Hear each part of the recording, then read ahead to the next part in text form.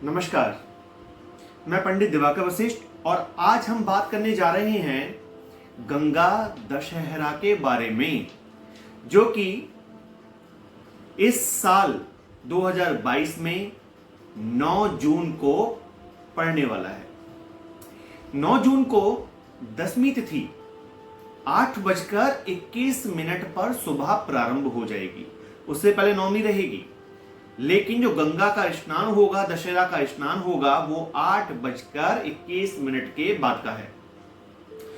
और गंगा दशहरा पर स्नान करने से जो पुण्य मिलता है उसके बारे में क्या कहा जाए, क्योंकि इसी दिन मां भगवती गंगा भगवान शिव की जटाओं से उतरकर इस पृथ्वी पर आई थी।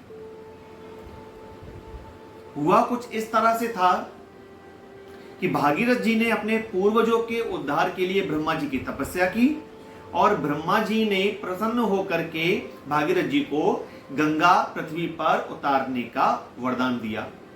लेकिन सवाल यह उठा कि गंगा जी के वेग को ये पृथ्वी नहीं संभाल पाएगी, इसलिए भगवान शंकर जी की भागीरथ जी ने तपस्या की और भगवान शिव ने गंगा जी को अपने जटाओं में धारण किया। और जटाओं से होकर के गंगा जी जब इस पृथ्वी पर आई, वो दिन था दशमी तिथि का, और दशमी को गंगा जी हस्त नक्षत्र में इस पृथ्वी पर अवतरित हुई। इसलिए गंगा दशहरा का बहुत बड़ा महत्व माना जाता है। कहा जाता है इस दिन गंगा जी में कम से कम 10 डुबकियां जरूर लगानी चाहिए। अनंत प्रकार के दान पुण्य करने चाहिए। भगवान शिव, भगवान नारायण की, मां गंगा की विशेष पूजा करनी चाहिए। गंगा जल से रुद्राभिषेक यदि आप करते हैं, भगवान शिव का अभिषेक करते हैं गंगा जल से इस दिन, तो आपके नवग्रह ठीक होने लगते हैं।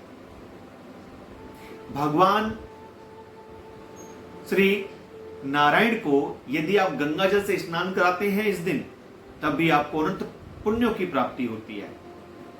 इस दिन आपको अनंत प्रकार के दान पुण्य करने चाहिए और गंगा स्नान करना चाहिए। किसी कारण से यदि आप गंगा स्नान नहीं कर पा रहे हैं, तब आपके पास जो भी नदी इत्यादि है, आपके शहर में जो नदी पड़ती है, आप हर हर गंगे स्मरण करके वहां पर भी डुबकियां लगा सकते हैं।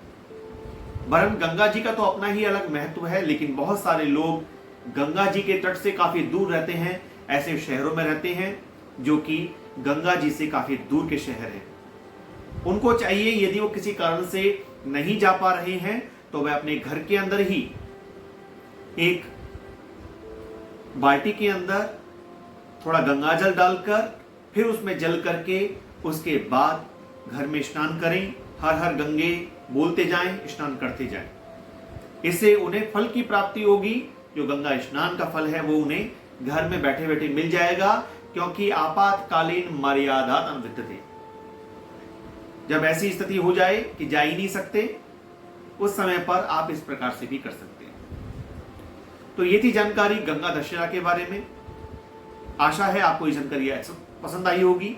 यदि आपको ये वीडियो अच्छा लगा हो तो हर हर गंगे लिखिएगा कमेंट बॉक्स में आकर के। मिलते हैं एक ऐसी ही नई जानकारी के साथ, तब तक के लिए विदा लेते हैं। नमस्कार।